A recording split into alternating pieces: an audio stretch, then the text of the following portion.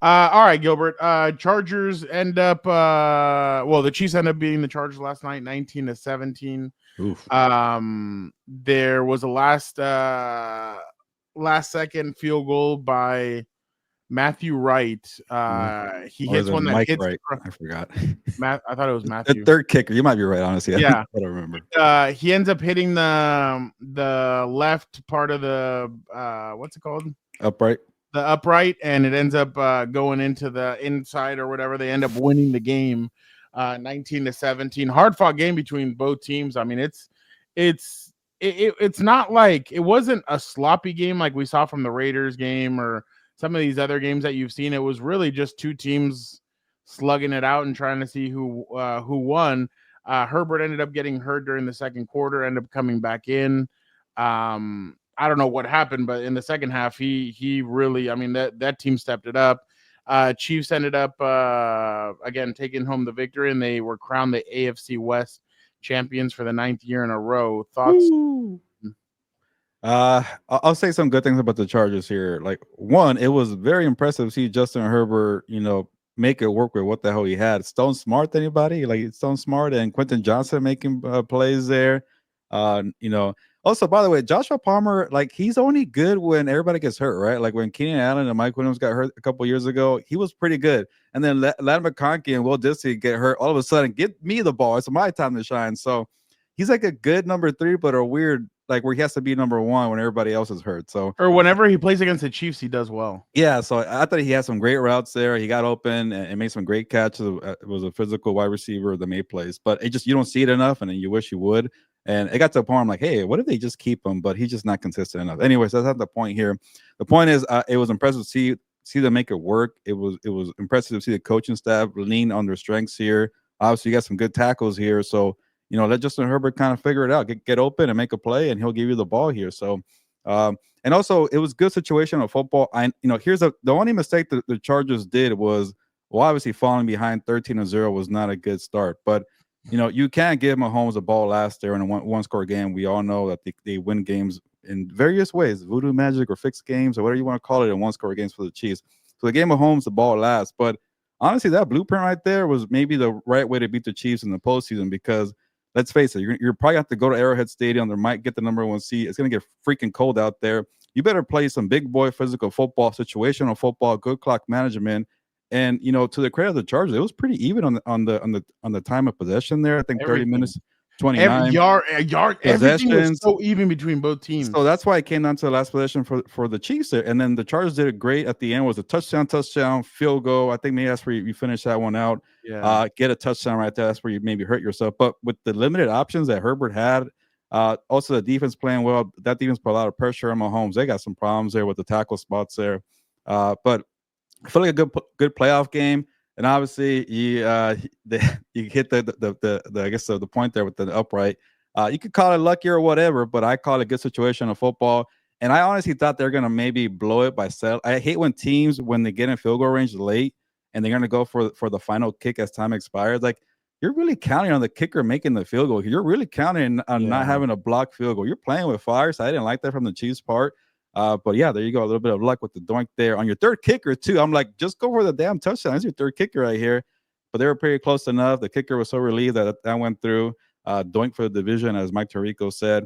But I do feel for Chargers fans, because I know they're very eager for this Jim Harbaugh era. But I think that game showed me that good coaching gets you a long way when even things look pretty dire in terms of playmakers. So keep getting playmakers, keep building depth, and you're in the right position here. But yeah, I'll get to my takeaways in a bit, but I'm kind of tired of people saying the Chiefs are lucky. There was 3. Oh, my bad. Go ahead. So, what do you guys think about Smart? I mean, he's a good pass catcher, but the thing is, Jim wants tight end. That's why Tucker. God, what's his name? That's why the other tight ends get more play. The Tucker Fisk. That's why those guys get more play, because they can block. I mean, notice what they did at one point. They put Scott Matlock and Tucker Fisk on the left-hand side, and then they would have those two block and engage Rashawn Slater's guy. Rashawn Slater would come around, swing around, and end up leading blocking for them. So, I mean, if you're able to get J.K. Dobbins back and you can be creative like that with the with the run scheme, it is going to be a lot more lethal. But the thing is with Stone Smart, that's why at some points it was rough watching Antonio Gates at the end, because you knew if Antonio Gates was coming in, they were throwing the ball. He didn't like run blocking at the end, and I get it, but if Stone Smart's going to be in there, he's going to need to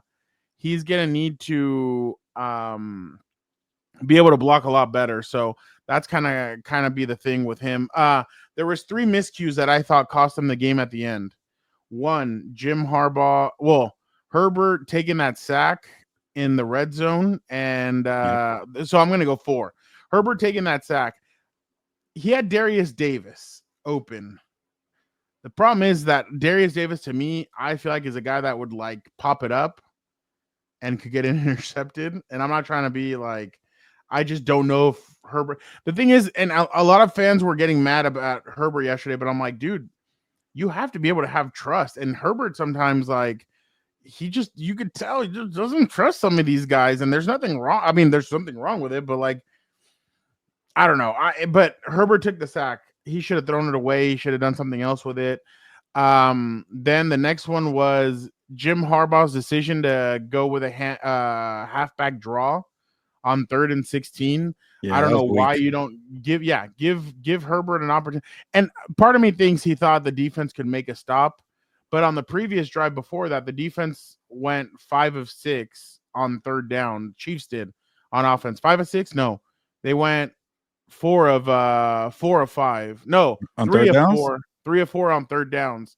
The previous drive. Oh, I got you. 80, Yeah. 50, 80, 15 overall. Yeah. But they went 3, I think 3 of 4 or 4 of 5 in the previous drive. They kicked a field goal, but that one, Cameron Dicker, like Harbaugh said that today that they were trying to get it to the goal line. That was weird, yeah. And that Cam told him that he kicked it too high. Like he should have angled his foot lower, and he did it higher. And then obviously one big mistake, but it's also a mistake that happens too often. I understand that I think now players have it in their heads that if they hit Mahomes, they're going to get flagged. Because there's too many times where I feel like too many players back, like they're running at him and they kind of hesitate and they go up and they smack him. You have to be able to run right through them and just take them down. And yesterday, Deion Henley hesitated at the end, and that's when he got it to Travis Kelce. Another thing was, I'm surprised on that 3rd down they didn't go man-to-man. Kelce on man-to-man against Derwin had 0 catches. Why wouldn't you go man-to-man at the end and let Derwin defend Travis at the end? Like, little miscues here and there. I thought they defended Travis well. Noah Gray, I thought they defended well. Xavier Worthy, I thought they defended well, except for on that first, there was like 3rd and 10, and he got a 14-yard catch. But other than that, I thought they defended pretty well for the most part. But those 4 mistakes led to that loss. And everybody knows if you're going to play the Chiefs and you're going to beat them, you have to be mistake-free football. And unfortunately, there was no turnovers yesterday, but the Chargers did not play mistake-free football at certain times. And you could tell Derwin was frustrated after the game, and he said they have stuff that they need to clean up. Obviously, no Denzel Perryman, no Ladd McConkey, no J.K. Dobbins. I get it, but even in games like that where it's so close, they should have won that game. But I will say, and I know Derwin even said it, he hates moral victories. This is actually a positive. It shows you, hey, we're not that far off. We just need a couple of things to go our way,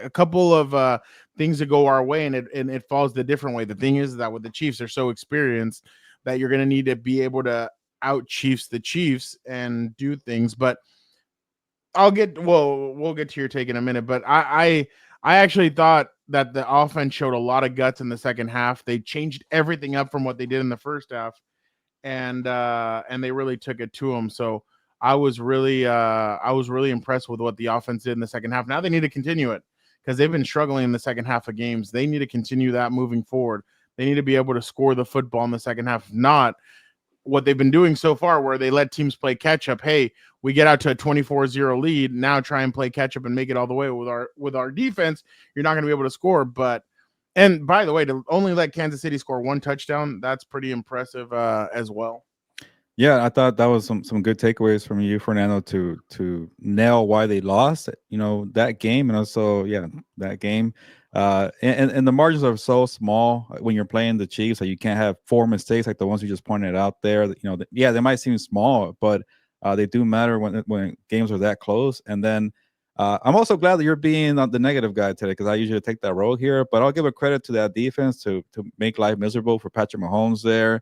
That hit, I want to say it's Cam Hart that hit DeAndre Hopkins there Oh on yeah. he was gonna get that nice catch near the end zone with those massive hands that he has, and he just popped them at the end to have that ball come He out. was limping after too. Yeah, He felt that. but that's Then a Cam physical Hart hit defense. Mahomes too, and Mahomes kind of got up and he's like, Yeah. "Holy crap!" So that's why I know it was low scoring, but I enjoyed the game. It felt like playoff Yeah, atmosphere, and I get that Harbaugh had some miscues here, and I'm glad that you pointed those out.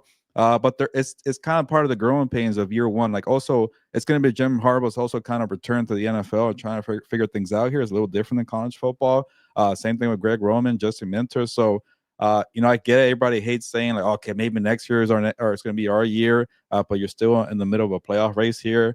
So we'll see how it turns out. But I thought it was impressive. Like they could have easily they could have just rolled over after being yeah, down 13-0 with no J.K. Dobbins, no McConkey. Will Disley walked out too. To fight back was pretty impressive for a young team like that. And yes, Herbert had his mistakes too, but I yeah. thought I really take my hat off to them because they know they have two great tackles, and that's why you drafted Joe Alt and Rashawn Slater. And then you still max protect. Like, okay, cool. We have one good thing here as our tackles. Here's more help. Stand in the pocket of Herbert because we need all the time you can get for these guys to get open. Joshua Palmer, Quentin Johnston, Stone Smart. Like these guys aren't like all pro talent here. So that was a great, kind of a plan to say that's what we do well. That's what we excel at. We're gonna make it work here. And we have a great quarterback. Yes, he has some mistakes here, but sometimes you're too limited. But everything you laid out, Fernando, was why they lost that game. And these are small errors, but they're gonna matter too when people play them in the postseason. And that's going to be the thing is that I think the NFL would love to see this matchup one more time in the playoffs. I think it'd be interesting, especially if like for some reason I feel like Hollywood Brown's going to be a part of that team. They say that he's the Yeah, it's closest. pretty Rasheed close. Yeah. Rice, they're saying that he's not, but Mm. they're saying that they could possibly get the other guy. But the Chiefs have weakness. They're the weakest I've seen them in a while. But I mean, we'll get into that in a minute when you do your takeaway. But I definitely think that if they met again, it'd be fireworks again, and I feel like everybody would watch it. I mean, would you really want to watch like Dolphins, like last year, Dolphins and Chiefs? Like you knew what was going to No. happen at the end of that Yeah. game. This game, I mean, I'm sure you can lean the way that you think it's going to happen, but it's going to be fireworks. There's going to be a lot of hitting, a lot of slugging back and forth, and they're going to get you're going to get the best version out of both teams because there is a rivalry there. I feel like there's more of a rivalry there between these two than there is against the Raiders or the Broncos.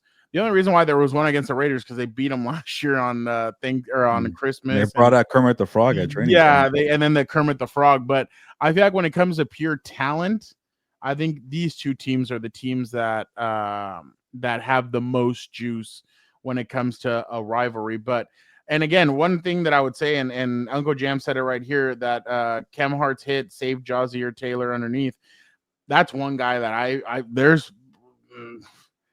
they should go Tarheeb Still, Cam Hart, and Christian Fulton. Like 36 should not be seeing the field unless for special teams. It's not pretty when he's in there, but it is what it is. Like I said, great matchup, great Sunday night football game. Chris Collinsworth to me, geez, like that guy, I can't believe he extended his deal. He should not. He should, yeah, he should have done his Hall of Favor and retired. I also wonder what you thought about the Netflix Christmas NFL cast here that they got. I already showed it to Daniel. He was like, "What?" By the way, oh well, no, your takeaway is going to be your takeaway. I did not like that Chris Collinsworth was pointing out that Jawan Taylor was jumping on every single play, and he's like, Yeah, it's "Well, if okay. you can get away with it, I mean, kudos to him." I'm like, "Dude, that's terrible. You shouldn't be saying that." Like, and he is. And by the way, I do have a conspiracy theory. Joey Bosa did not jump over the line either time. He just kind of stood up because Jawan Taylor was like kind of fidgeting up. So I that was the only thing that I was like, but the rest of it, I mean, it is the mistakes that I laid out, but those two were a little sus, as the kids say, in my opinion. But Jawan Taylor he moves on every single play. I'm tired of seeing his stance, man. Such an awkward stance too, where you're like his legs about to break. I feel like you know what he's gonna like. You know that if he's up on the line, they're gonna run the ball. If he's off on the side, you know they're gonna pass block. So I'm just surprised that teams haven't caught on to it. There was an audio too where Mahomes was trying to tell him what to do, like, "Hey, dude, you're gonna be doing all these like early jumps, like go now, go now," and he just wasn't listening. Yeah, no, if the Chargers and the Chiefs made put together their offensive line, it'd be the perfect offensive line. You'd have two incredible tackles and three great inside players. Like, yeah, exactly.